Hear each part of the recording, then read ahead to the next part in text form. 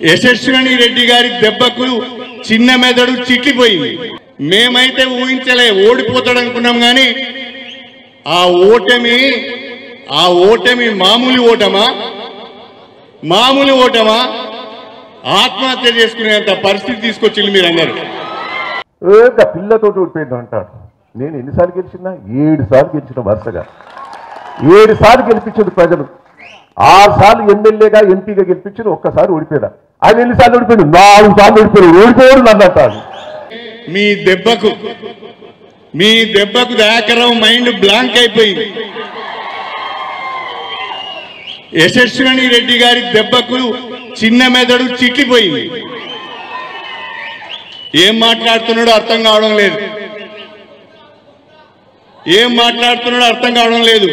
అంతకుముందే సరిగా మాట్లాడరాదు. ఇక ఇప్పుడు ఈ దెబ్బలకు ఝాన్సీ కొట్టిన దెబ్బకు యశస్విని రెడ్డి కొట్టిన దెబ్బకు ఏం మాట్లాడాలో బిత్తిరి మాట్లాడుతున్నాడు. అంత అయోమయంగా మాట్లాడుతున్నాడు. మేమైతే ఊహించలే ఓడిపోతాడు అనుకున్నాం కానీ ఆ ఓటమి మామూలు ఓటమా ఆత్మహత్య చేసుకునేంత పరిస్థితి తీసుకొచ్చింది మీరందరూ. 50,000 ఓట్ల మెజారిటీ అంటే కొత్తగా రాజకీయాలకు వచ్చిన యశస్విని రెడ్డి ఓటమి ఎరగని నాయకునని చెప్పుకునే వ్యక్తిని మళ్ళీ పాలకుర్తి పొలిమర్లకు రావద్దు అని చెప్పి బ్రహ్మాండమైన గెలుపును మీరు యశస్విని గారికి ఇచ్చారు. పాపము యశస్విని రెడ్డి గారు ఎమ్మెల్యే అయ్యి 4 నెలలు కూడా కాలేదు. అప్పుడే యశస్విని రెడ్డి గారు ఏం పని చేయడం లేదని చెప్పడానికి సిగ్గులేదా దయాకర్ నీకు? ఇన్నేళ్ల నీ రాజకీయం, ఇన్నేళ్లు దాదాపు 30 ఏళ్ల నీ రాజకీయంలో నువ్వు చేసిందేంటి? నువ్వు సంపాదించిందేంటి? నువ్వు మోసం చేసిందేంటి? నువ్వు ద్రోహం చేసిందేంటి? మర్చిపోయినావా? నిన్నగాక మొన్న వచ్చిన అమ్మాయిని పట్టుకొని పనిచేయడం లేదనంటే ఆమె ముందుగా నేర్చుకోవాలి కదా, ఆమె ముందుగా తెలుసుకోవాలి కదా, గ్రామాలలో ఉన్న వాస్తవ పరిస్థితులందో అవగాహన చేసుకోవాలి కదా. నాకు పరిపూర్ణమైన విశ్వాసం ఉన్నది. ఝాన్సీ రెడ్డి గారి నాయకత్వంలో, యశస్విని రెడ్డి గారి నాయకత్వంలో పాలకుర్తి నియోజకవర్గం బ్రహ్మాండంగా అభివృద్ధి చెందబోతున్నదని చెప్పి నేను ఈ సందర్భంగా మీకు సవినయంగా తెలియజేసుకుంటున్నాను. ఎవరికి ఏ రకమైన అనుమానం అవసరం లేదు.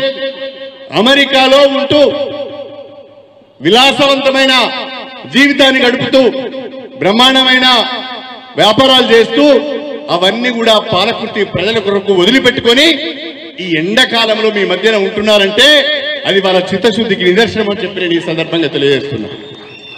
కాబట్టి మీరు నిండు మనసుతో ఝాన్సీ రెడ్డి గారిని, యశస్విని రెడ్డి గారిని ఇద్దరిని కూడా మీరు ఆశీర్వదించాలని చెప్పి నేను కోరుతున్నాను. మీ అందరికీ కూడా నా గురించి తెలుసు.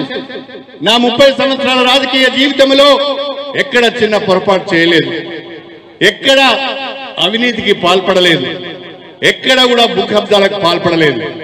దయాకరావు గారు అంటుండేది, అరే నీకు మంత్రి పదవి వస్తుంది, నాకు వస్తలేదు అంటే నీకు చదువు రాదు, నీ లెక్క నేను అవినీతికి పాల్పడను, నీ లెక్క నేను భూ కబ్జాలకు పాల్పడను, నా నిజాయితీ నాకు అవకాశాలు తెస్తున్నది, నీ యొక్క అవినీతిని నిన్ను దూరంగా పెడుతున్నది అని చెప్పి అనేక సందర్భాలలో చెప్పాను.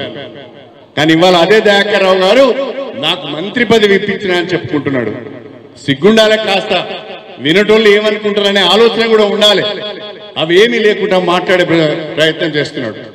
దయాకర్రావు గారి మనస్తత్వం ఏంటి అంటే అందితే జుట్టు పట్టుకుంటాడు, నువ్వు ఎదురు తిరిగితే నీ కాళ్ళు పట్టుకుంటాడు అని చెప్పి నేను ఈ సందర్భంగా సవినయంగా తెలియజేసుకుంటున్నాను.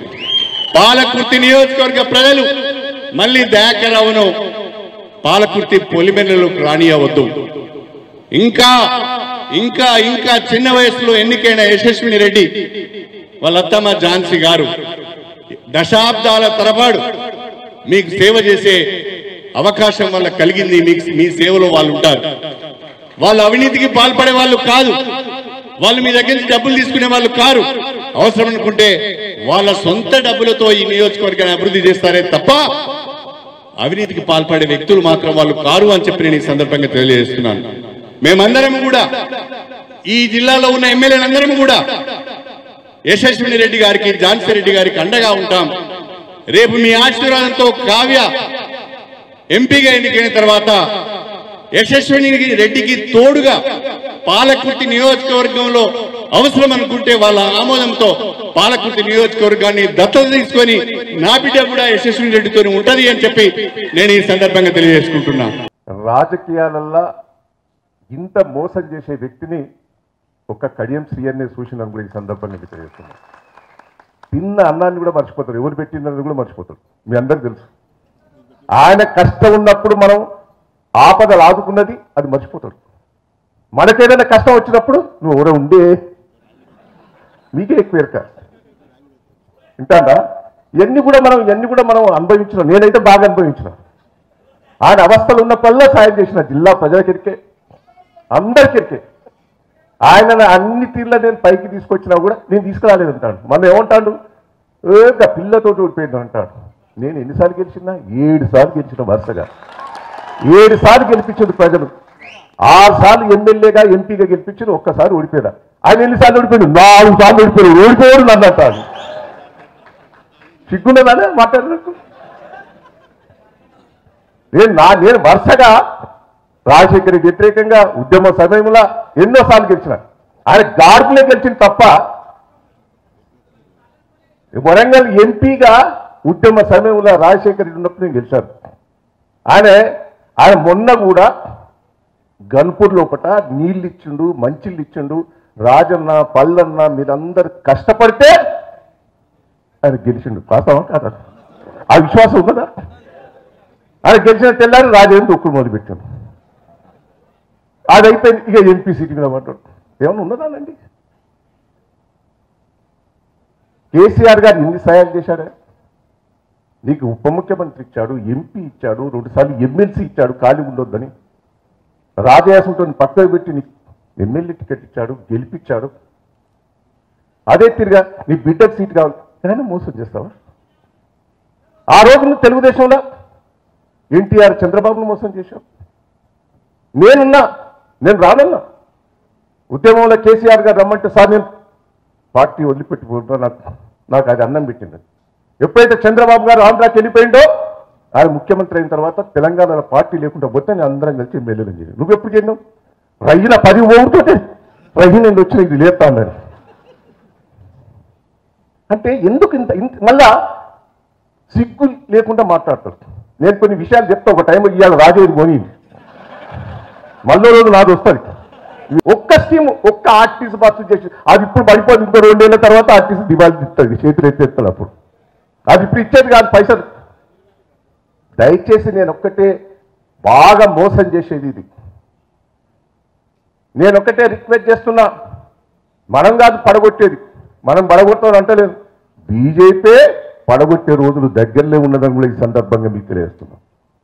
ఒక్కటి గుర్తుపెట్టుకోండి, ఇప్పుడు ఆపరేషన్ లేకుండానే మోకాళ్లకు ప్లాస్మా ట్రీట్మెంట్. మీ ఆర్థోపెడిక్ సమస్యలన్నిటికీ రోబోటిక్ టెక్నాలజీ ద్వారా తక్కువ ఖర్చుతో శాశ్వత పరిష్కారం. Free consultation. ప్రతి ట్రీట్మెంట్ పై 20% డిస్కౌంట్. ఈ ఆఫర్ కొద్ది రోజులు మాత్రమే. త్వరపడండి.